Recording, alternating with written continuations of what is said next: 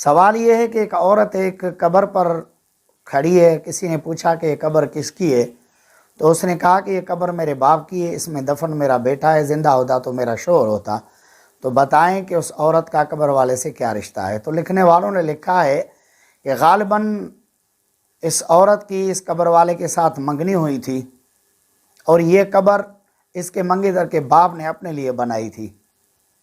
تو جب اس کا انتقال ہو گیا اس کے منگیتر کا، لڑکی کے منگیتر کا، تو اس لڑکے کے باپ نے اپنے بیٹے کو اپنی قبر میں دفن کیا اور خود اس لڑکی سے نکاح کر لیا۔ اب یہ لڑکی چونکہ اس شخص کی بیوی ہے تو یہ اس کے بیٹے کی قبر ہوئی، تو یہ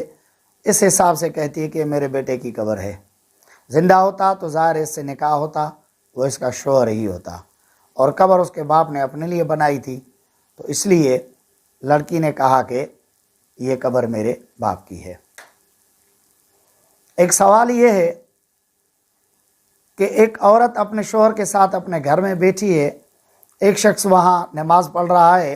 اور ایک شخص روزے کے ساتھ ہے۔ ایک چوتھا شخص دروازے پہ دستک دیتا ہے، دروازہ کھلتا ہے، اندر آتا ہے۔ اس کے اندر آنے سے جو نماز پڑھ رہا ہے اس کی نمازیں ٹوٹیں،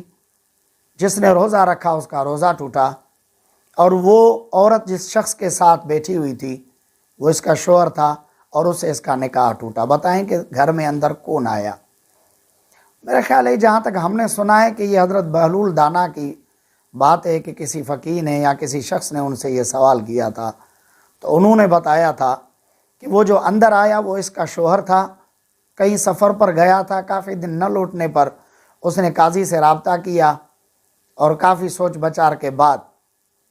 اس عورت کی اس شخص کے علیحدگی کروا دی گئی، اور اس عورت نے دوسرے شخص کے ساتھ شرعی نکاح کر لیا۔ نکاح کرنے کے بعد عورت نے سمجھا کہ میرا پہلا شوہر فوت ہو چکا ہے، تو اس نے درہم و دینار دے کر کے ایک شخص کو اس کی نمازیں پڑھنے کے لیے کہا اور اس کی طرف سے روزے رکھنے کے لیے کہا۔ اب جب دستک اس شخص نے گھر میں اندر داخل ہو گیا تو چونکہ نمازیں اور روزے اس کے لیے اس لیے رکھے جا رہے تھے کہ وہ مر چکا ہے، جب وہ زندہ ہے تو ان کی نمازیں اور ان کے روزے ساقط ہو گئے۔ اور جس شخص کے ساتھ وہ عورت بیٹھی تھی اس سے اس صورت میں ان لوگوں نے نکاح کیا تھا اس عورت نے کہ وہ مر چکا ہے، لیکن جب وہ زندہ ہے تو جو بعد میں اس عورت نے نکاح کیا وہ نکاح اس کا ساقط ہو گیا، کیونکہ پہلا شوہر اس کا واپس آ گیا تھا۔ کہتے ہیں وہ کون سی عورت ہے جس کا والد بھی نبی ہے، بیٹا بھی نبی ہے، باپ بھی نبی ہے، شوہر بھی نبی ہے؟ تو علامہ ابن کثیر رحمۃ اللہ تعالیٰ نے لکھا ہے کہ یہ حضرت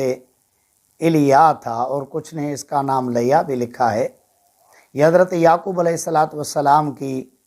بیٹی تھی اور حضرت یوسف علیہ السلام کی بہن تھی، حضرت ایوب علیہ السلام کی بیوی تھی، اور حضرت ذوالکفل علیہ السلام کی والدہ تھی۔